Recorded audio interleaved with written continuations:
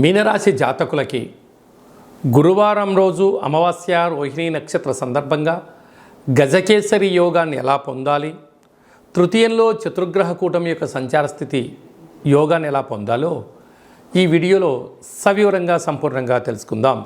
మీనరాశిలో ఏ నక్షత్రాలు వస్తాయి అనగా పూర్వాభాద్ర నక్షత్రంలోని చివరి పాదమైన 4వ పాదము, ఉత్తరాభాద్ర నక్షత్రంలోని 4 పాదాలు, రేవతి నక్షత్రంలోని 4 పాదాలు కలిపితే మీనరాశి.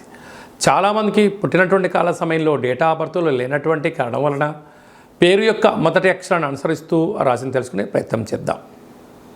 ది, దుమ్, శం, ఝ, ధ, దే, దో, చ, చి అక్షరాల వారందరూ మీనరాశి జాతకులే.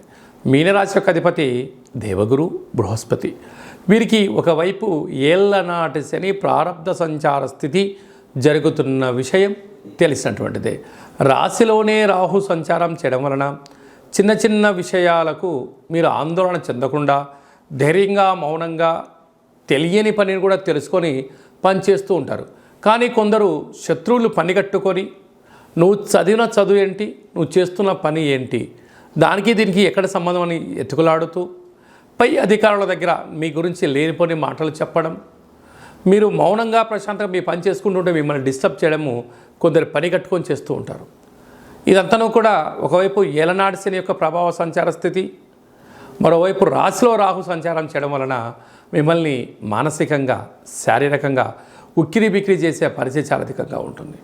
ఇలాంటి కాల సమయంలో మీరు ఎంత బరువు అయితే ఉంటారో అంత సమానమైన బరువు కలిగినటువంటి ఉప్పును తులాభారంగా చేసుకొని తదనంతరం ఆ ఉప్పును నీటితో పోసి కరిగించి మహాదేవుడికి పాశుపత రుద్రాభిషేకం చేసుకున్నట్లయితే మీకు ఇలాంటి దోషాలు తొలగిపోతాయని చెప్పి గమనించాలి. ధనావాకు కుటుంబ స్థానంలో కుజ భగవానుడు సంచారం చేయడం వలన కుజదోష ప్రభావం కలగడం వలన దయచేసి ఎవరికి అప్పులు ఇవ్వద్దు, అప్పులు తెచ్చుకోవద్దు.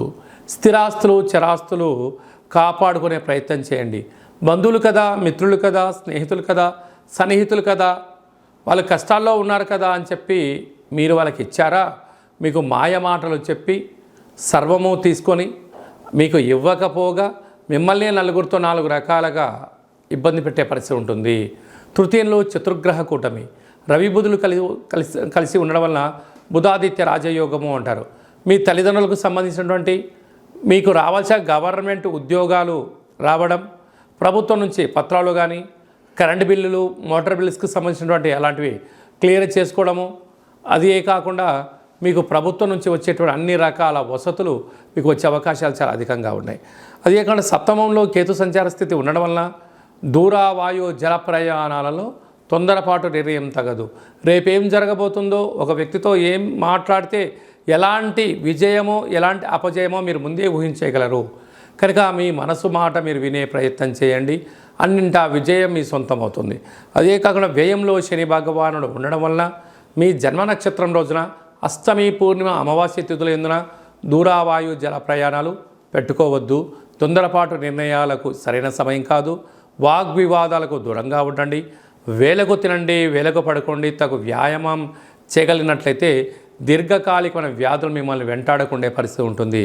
అదే కాకుండా అమావాస్య గురువారము రోహిణి నక్షత్ర సందర్భంగా ఈ గురు పుష్యార్క యోగాన్ని మనం సంపాదించగలగాలి అన్నట్లయితే నది స్నానం చేయడం, నదిలో ఒక మంచి కొబ్బరికాయకు బొట్టు పెట్టి మీ మనసులో కోరిక కోరుకొని ప్రవహించే నీటిలో వేసినట్టయితే అలాంటి యోగం కలుగుతుంది.